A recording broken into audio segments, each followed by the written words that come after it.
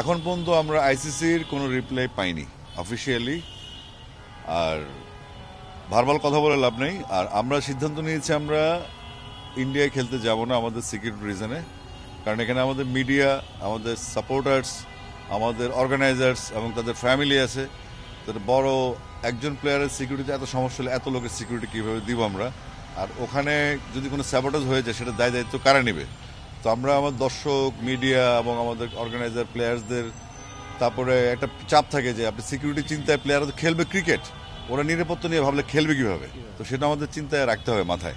তো সেই হিসাব করে আমরা আপাতত ভার্বাল আলাপ যেটা সেটা হচ্ছে আমরা নিশ্চয় মনে আছে শ্রীলঙ্কায় অস্ট্রেলিয়া খেলতে যায়নি এক সময়, তারা ওয়াক ওভার দিয়ে এসেছিল।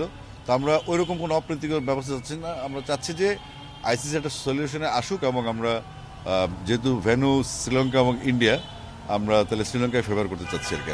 এটা তো আমরা সিদ্ধান্ত দিয়ে দিয়েছি যে আমরা যাচ্ছি না।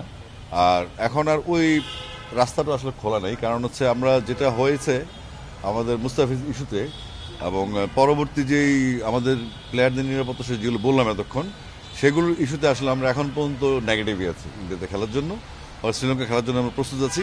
তো সেক্ষেত্রে যে উদ্ভূত পরিস্থিতি হবে যদি আমাদের ইন্ডিয়াতে খেলতে, তাহলে হয়তো আমরা ওয়াক ওভারের দিকে যাবো। এটা তো আমরা ইমেল করেছি, ওনারা হয়তো যাচাই বাছাই করছেন বা ভাবছেন, নিশ্চয়ই তারা ইমেল করবেন। প্রথমত আমরা সুরক্ষা নিশ্চিত করতে যাচ্ছি আমাদের প্লেয়ারদের।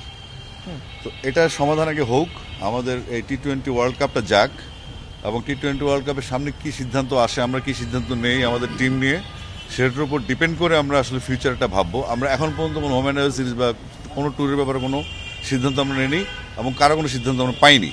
তো সুতরাং আমরা অপেক্ষা করছি আইসিসির ইমেলের জন্য, সেটার উপর আসলে অনেক কিছু নির্ভর করবে। ইনফ্যাক্ট আমরা এখন আজকে যেগুলো নিয়ে আলাপ করেছি সেটা হচ্ছে আমাদের অনূর্ধ্ব-16, যেটা 12 তারিখ থেকে শুরু হবে প্রায় 17-18টা ভেন্যুতে।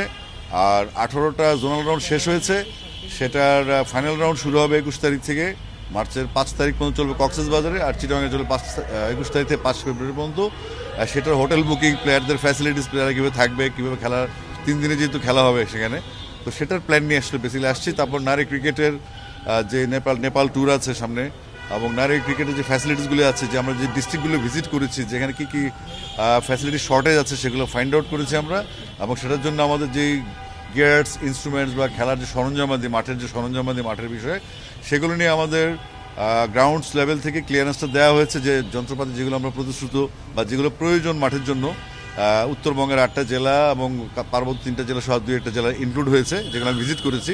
তো সেগুলোর যন্ত্রপাতিগুলোর জন্য অলরেডি আমাদের টেন্ডার পারচেসে চলে গেছে জিনিসটা।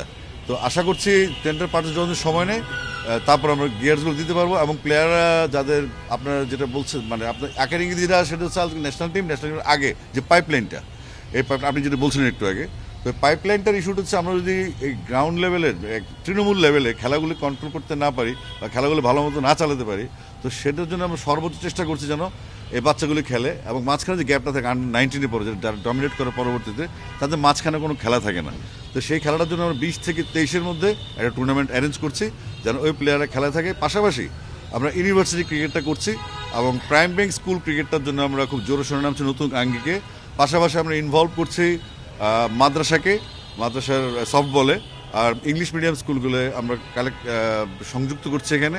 পাশাপাশি আপনারা দেখবেন বাংলাদেশের বিভিন্ন জেলায়, ঢাকা শহরের বিভিন্ন জায়গায় ছিন্নমূল শিশু বা যারা একটু দুরবস্থায় আছে, তাদের SOS শিশুপল্লীর মতো জায়গায় বা হোস্টেলে হলে থাকতে হয়, তাদেরকে মানে একটা NGO টাইপের আশ্রয় প্রশ্রয় থাকতে হয়।